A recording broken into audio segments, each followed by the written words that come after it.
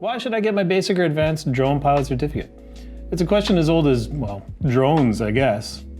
In today's episode of Weekly Questions Answered, we're going to figure out why you should get your basic or advanced drone pilot certificate. Hey, I'm Ian from Coastal Drone Co, by the way.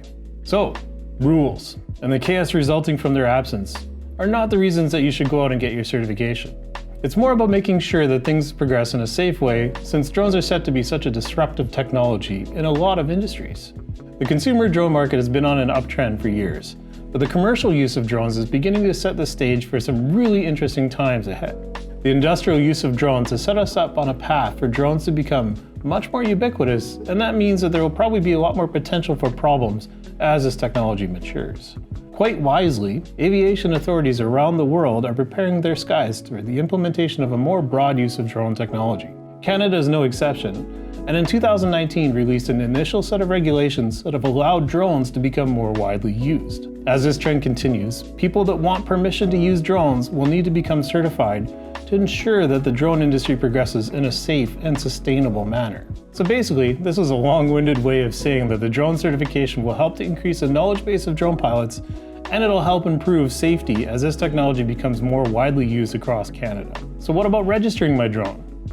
Well, first off, drones that weigh from 250 grams to 25 kilograms will need to be registered. Transport Canada cites two benefits to you registering your drone.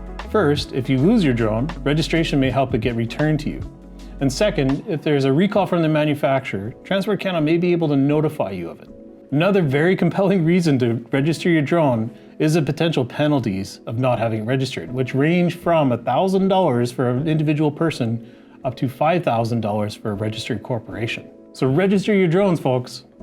More specifically, register your drones weighing between 250 grams and 25 kilograms.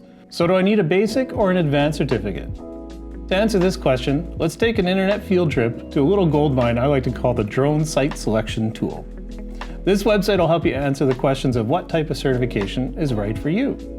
The question of which drone certification you'll need comes down to two factors: proximity to people and proximity to airports. As we look at the map of Canada on the website, there are a few things to take note of. First off, on the left, there's a collapsible set of controls.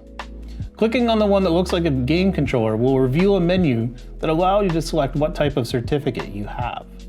By default, it's set to basic, which is handy because it shows all the areas in Canada that are in red that you would require an advanced drone certificate. You'll notice that effectively all the major population centers in Canada, like Toronto, Vancouver, and Edmonton, are red. And that means that you're not allowed to fly a drone weighing between 250 grams and 25 kilograms in those areas unless you have an advanced certificate and the drone's approved to do that. For this reason, most, or more than 50% of people in Canada, are going to need an advanced certificate to fly where they live. How many in Canada actually have their advanced certificate? Well, according to Transport Canada, roughly 6,000 drone pilots, or about 10% of all drone pilots, have their advanced. This decision is going to depend on how and where you're going to fly. And if you never fly in the city or near people or near airports, you can probably get by with just a basic certificate. We encourage you to zoom in on where you live and find the nearby places that you'd like to fly. Check the map, and if it's in a red area, then you should plan on getting the advanced pilot certificate. The exception for this is if it's red for restricted, and you probably can't fly there, period, without permission. So far, we've dealt pretty thoroughly with the proximity to airports part of the certificate decision. But what about the other issue, which is proximity to people?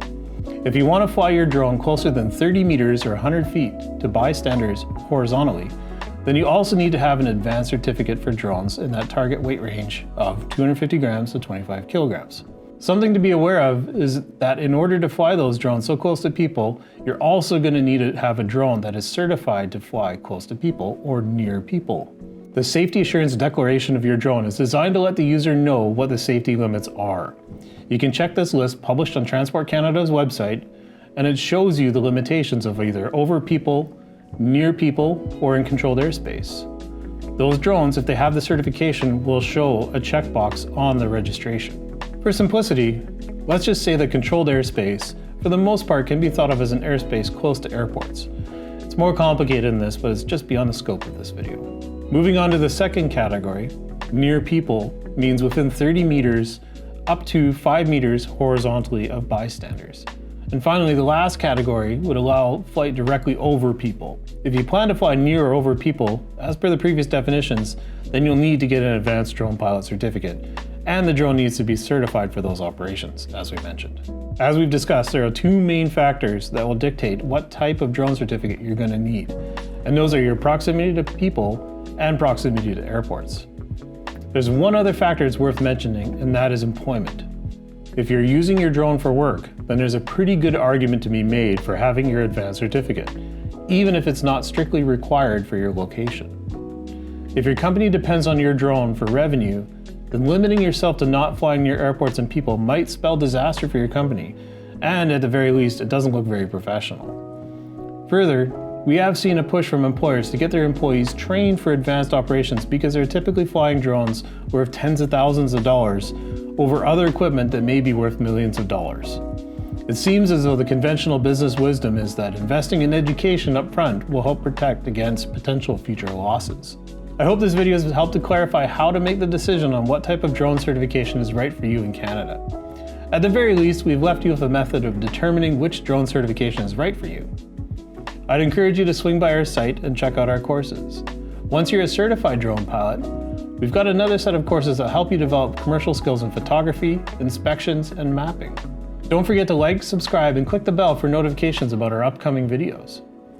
If you have any questions about this topic or others related to drones in Canada, hit us up in the comments below or find us on social at Coastal Drone Co.